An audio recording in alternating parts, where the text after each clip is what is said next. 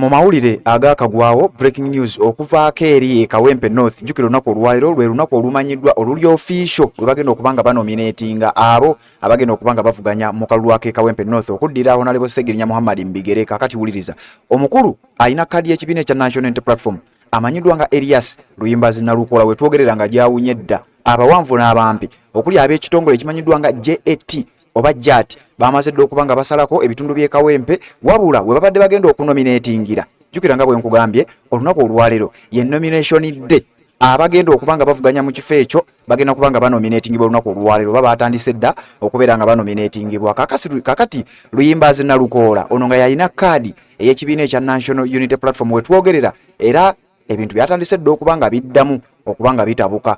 Aba ttiimu eya NRM wakati nga bo baweebwa obukuumi bali mu kugenda maaso n'okubanga banominatingibwa we twogerera nga Council Elias Luyimbazi Nalukola empapula ze ziwambiddwa ababadde bamukiikiridde bawambiddwa card national ID cards endagamuntu zimaze okubanga zitwalibwa kyokka jjukira omuntu okubeera nominated bakwagaza omuwendo gw'endagamuntu sigujjukira we ziba nga teziri 10 ziri awo bwe zityo. Kakati we twogerera Council Luyimbazi Nalukola jjukira baba bagenda okunominatinga bakutuma ebyetaagisa kuliko national ID z'abatuuze mu kitundu kyogendo kiikirira. Kakati we twogerera nga Council Elias Luyimbazi Nalukola ali ku kibiina ekya National Unity Platform abantu ababadde bamuwa endagamuntu zigambye okuba nti zibadde ziwera 10 zimaze okubanga ziwambibwa. Kakati embeera ya bunkenke nga bwogenda okulaba mu katambi kenjagala okubanga nkubagwa mpuliriza embeera ya bunkenke mu bitundu eby'e Kawempe North jjukira nkugambye olunaku olwaliro ngenda kusomeza 26 abazze bagoberera road map gye twabawa olunaku olwaliro yebadde official day for nomination era njagala okuwa Council Luyimbazi Nalukola we twogerera ali mu kuba akuba masimu agezeeko okulaba nga waakiri addamu okufuna abantu abo abeetaagisa balete national ID zaabwe n'ebintu ebirala byonna ebyetaagisa okubeera nga bamunominatinga. Kakati bwe biti embeera bweti bweyimiridde mu bitundu ebya Kawempe North jjukira by election okulonda kwa 13 omwezi ogwokusatu. Kakati olunaku olwaliro campaign officially bwe zibadde ziggulwawo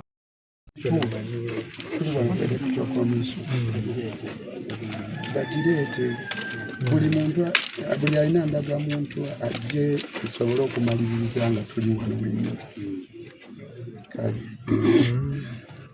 Check mic 1 2 1 2 hello. Testingira ko sound ya nera. Tuyina wano Testing mic 1 2 testing mic 1 2. Testingira ko nera. Sura. Testing mic 1 2 hello. Testing mic 1 2. So we are good. Abasekendi abantu 10 balina ndagamuntu. Yes. Mpola mpola mu magezi. Tuli wenyine. Yeah, so ladies and gentlemen, the regime has gone rogue. They have become complete thugs. They have become, I don't know what to use, what words to use. As you can see, these are fresh nomination forms, which we've just gotten from the EC office here. They are not even completed because Council Nalukola completed his process long ago. And this morning, the person who had those documents, who is our chairperson for mobilization, Selvi Charles, was abducted by gunmen moving in a drone and taken away. Up to now, we don't know where he's being held. So you can imagine, all his original documents have been taken. So we've spoken to the EC here. They've told us the requirements, and we've decided to come here and get all the required documents from here and see if the thugs will even come and abduct us or this candidate from here. So that is the situation.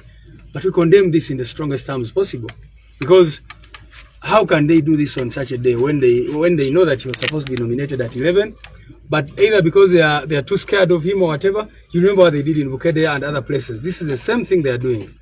Personal report. Abantu b'ensi eno ndowooza mulaba bye tuzenga tubagamba ku basajja bano abasibira mu bbwa batitiizi nnyo batya n'ebisikirize byabwe.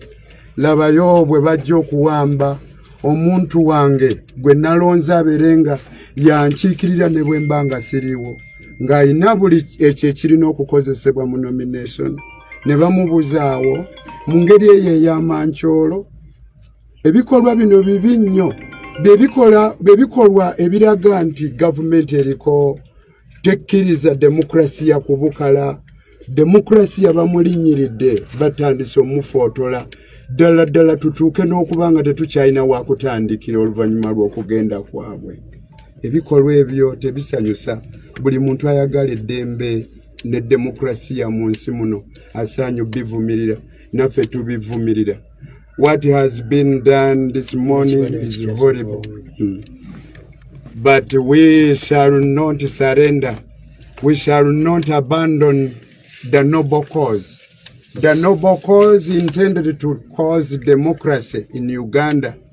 We want all peace-loving people, all those who believe in democracy out there, to condemn what has been done by the regime of General Museveni, abducting my official agent, taking away all my documents which were meant to facilitate the process of nomination.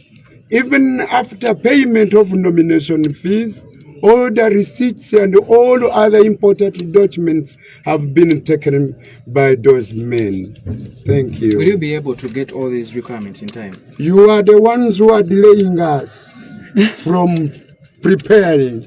Yes, we cannot fail to prepare again. Thank you.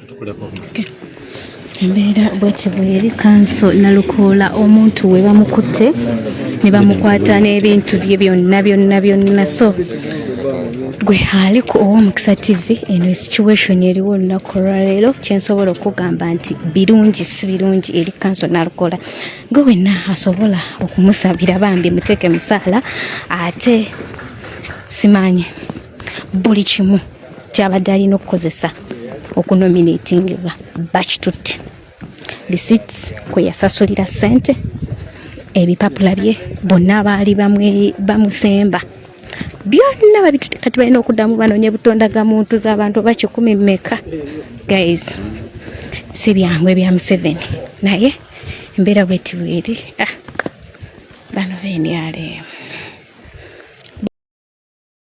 Assalamu alaikum wa rahmatullahi wa barakatuh. Amanya n'eddoboozi Haji Abdu omusomi w'eddua. Nkola ku nsonga ez'enjawulo emirimu nga gikutataganyeko ebyenfuna byo nga bidobonkanye ne oba oli bweru wa ggwanga emirimu gya kucankalanako jangu kusomere ku ddua okubeda nedda eddua z'abaawo eddua zisomibwa omuntu n'oterezebwa mu mbeera yonna ebadde kwesibyeko ekusibyeko akanyaaga nina ekyoto